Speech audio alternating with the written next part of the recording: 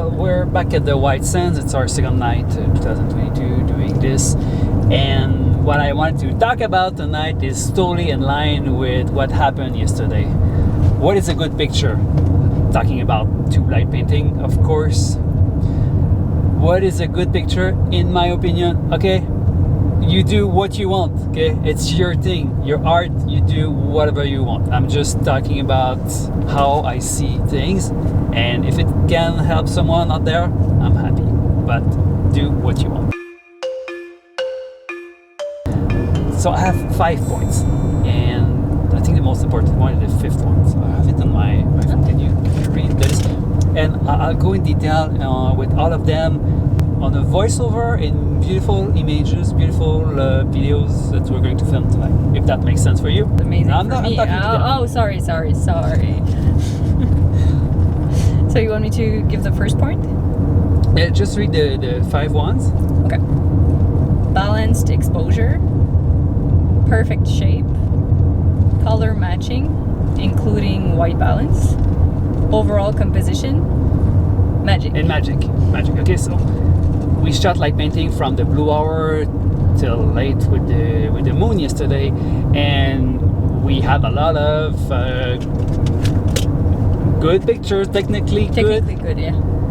but no magic until the very end of the night. We were about to be kicked out of the park, and then the magic happened.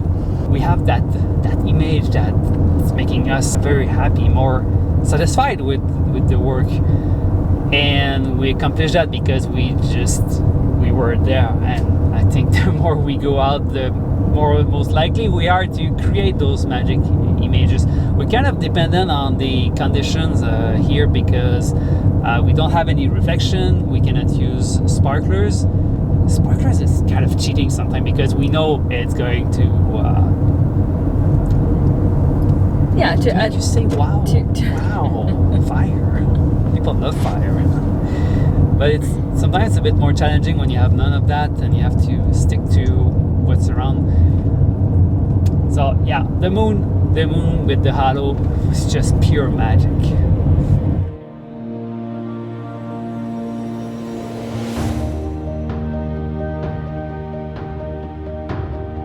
Pure magic. That has been driving me for so long. This is one of the things that makes me feel the more alive. It's been happening repeatedly over the past years, and I know that the only way to actively chase for this is to be outdoors at night. This is about the layer way above the technique. This is when everything aligns perfectly and suddenly you get a massive reward from the elements.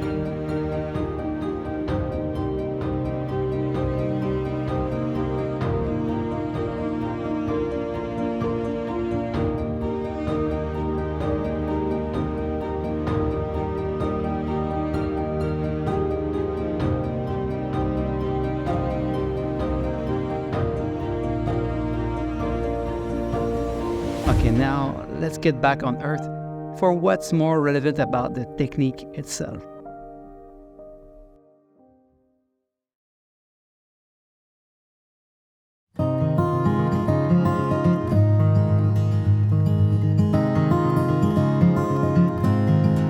Composition. On the field, I want to make sure I compose properly with either the glow of the blue hour, the clouds, the trees, or anything that would complement the main subject in the frame. And there are the obvious points, of course, having the twirl leading on the empty space, having Kim look on the right direction, getting balanced sky-ground ratio, etc. Color matching. Using the right tube color based on the actual scene can make a big difference in the overall feeling of an image. There are no hard rules here, of course, but these are some combinations I enjoy a lot. A white tube at the beginning of the blue hour, an orange or sugar tube in the middle of the blue hour, a warm tube with the stars or the Milky Way when using a very cold white balance value. Perfect shape. Tracing light painting shapes that match the subject is one of the hardest aspects of this technique. But sticking to simple ones is always a great way to start. Circles and doors are easy to do. Then some other shapes can be more complicated, but very rewarding when everything aligns correctly.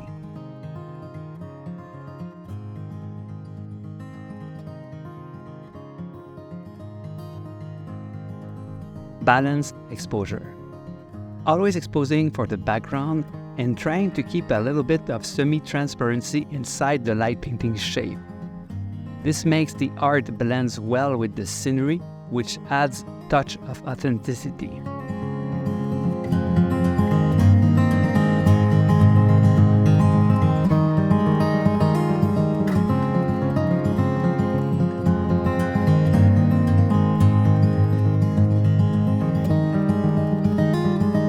The more we spend time doing it, the more we practice, the more chances are that we will be there at the right moment, at the right time, when the conditions when everything aligns and there is some magic.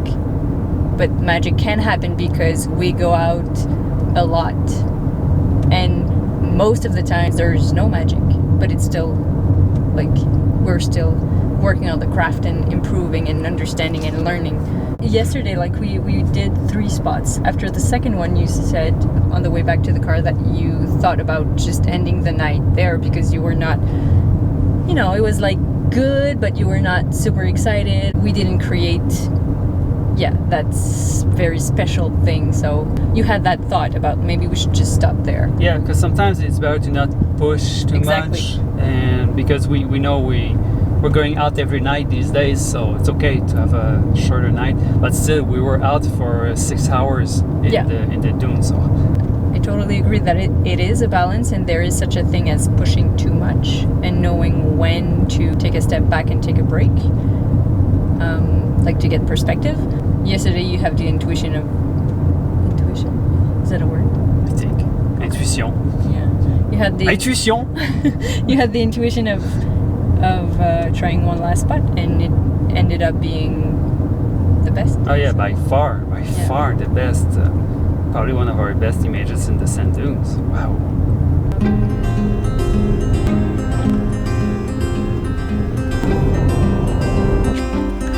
Looking up for an old track from 2017. 5 years ago. Yeah. To get this to the same location, so we're trying to find the same coordinates to get the same dune that we had that night. Are we going to find the same thing?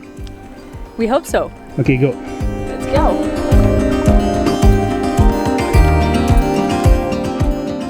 Okay, there are dunes everywhere, we know that.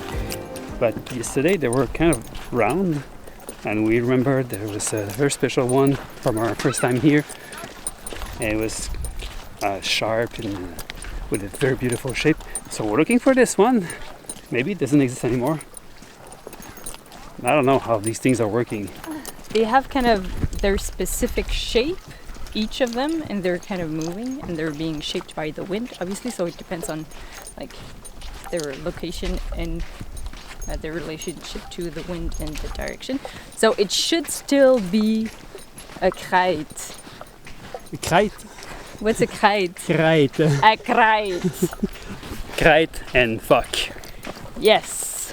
I mean seals. Seals. Oh. Okay. It's this one there, but looks different. Yeah. So we're not gonna shoot here. Yeah, let's continue.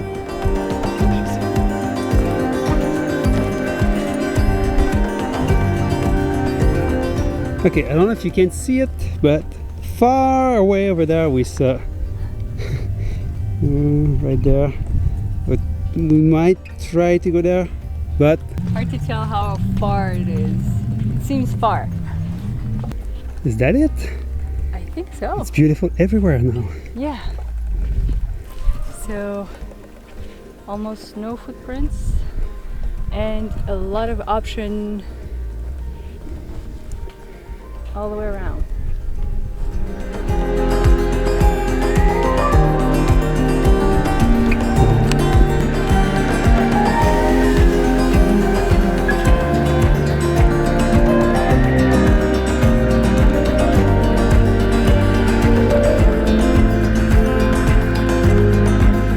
it beautiful enough.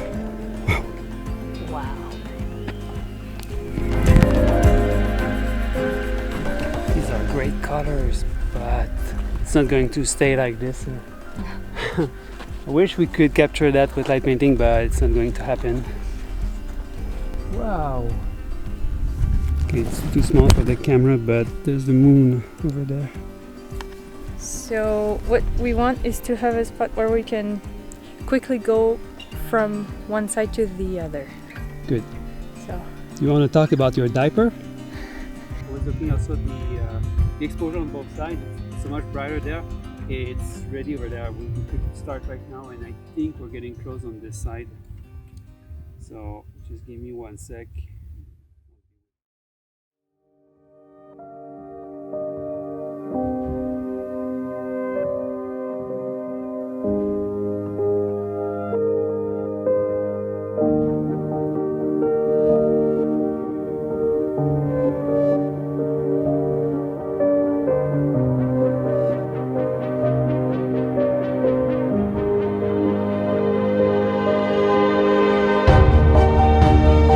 Am I dreaming? Did we just capture burning clouds? I can hardly believe it. I don't recall ever being able to capture these colors during our light painting sessions. Burning clouds always fade out when the blue hour starts, leaving us a bit sad. I guess we've been lucky with the magic once again.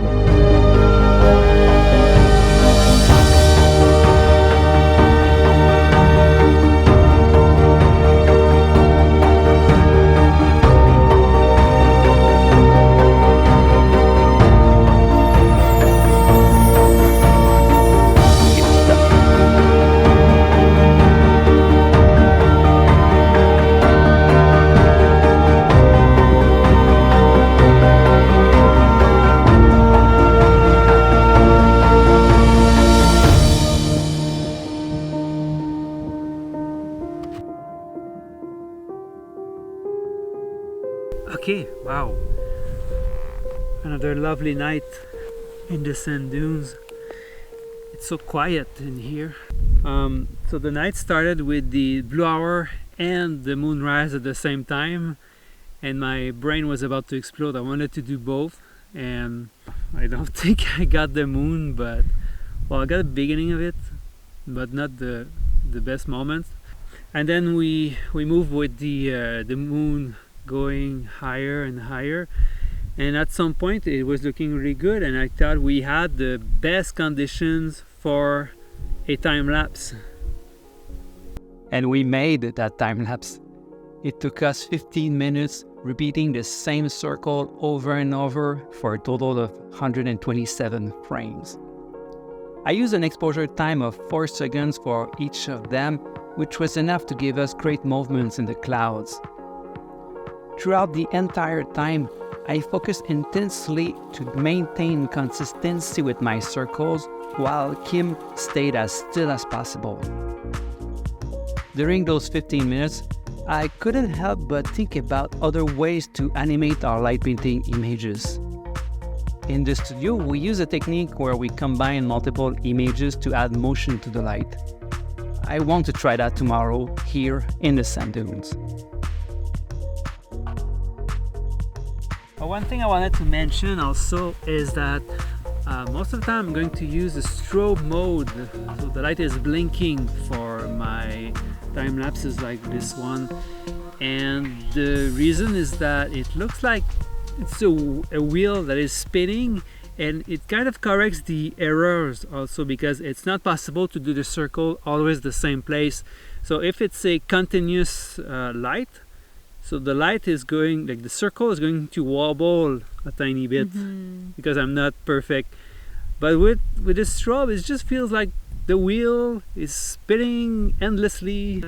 it contributes to like having a movement. And there you go. So we caught a bunch of bugs.